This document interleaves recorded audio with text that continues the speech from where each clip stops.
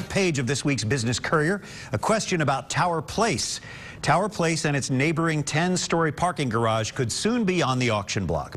That prompts the question, who will control the two key properties that sit in the path of downtown Cincinnati's revitalization? There is a foreclosure dispute over the half-empty mall and the 1,082-space garage. A holding company now controls the note for the properties and has asked a judge for summary judgment in the case. That could ultimately put the property on the auction block.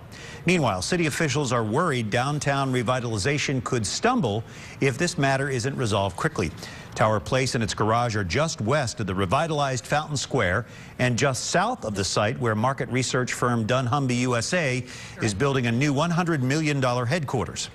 For more on that top story, Cincinnati Business Courier publisher Jamie Smith is joined by reporter Lucy May. Jamie and Lucy. Thanks. Lucy, thanks for being here today. Sure. Great story, by the way. Thank you. Very interesting. Kind of the tale of two cities. Yeah. You've got the mall, who's operating in the red, and you have the garage, who's quite a bit a moneymaker.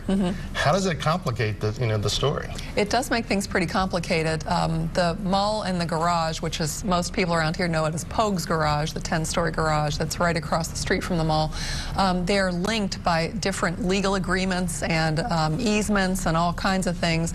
But the mall has been losing money for some time. It's now, as of the end of July, it had a 45% occupancy rate, so it's more than half empty, and it's in receivership, and the receiver's report noted that it lost just a bunch of money in July, and it's lost a whole lot of money for the year.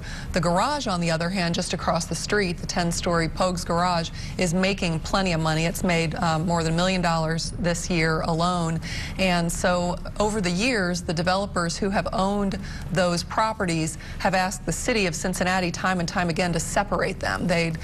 City officials feel like the idea is they want to get all the cash they can out of the garage without having to worry about the mall. The city does not favor that approach.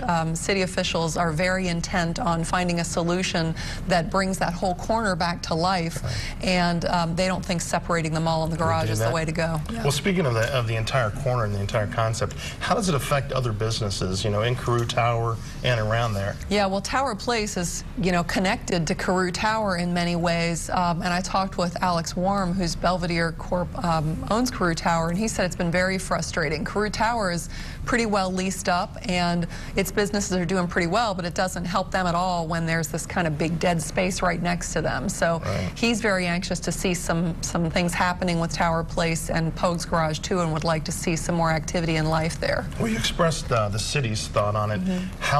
Is the city going to get involved? How much do you think they care about that empty space there? The city cares a whole lot. I spoke with Otis Jones, who's the city's director of economic development, who's fairly new to the city, and he said the city is very concerned about the disinvestment, as he called it, in that area. Another city official told me they would really like to see the property go to auction, and so they'd like to see that property get into the control of someone who's going to do something to make that spot a lot more active. Yeah, well, they've done such a good job at the banks. They've done such a good job up and over the Rhine.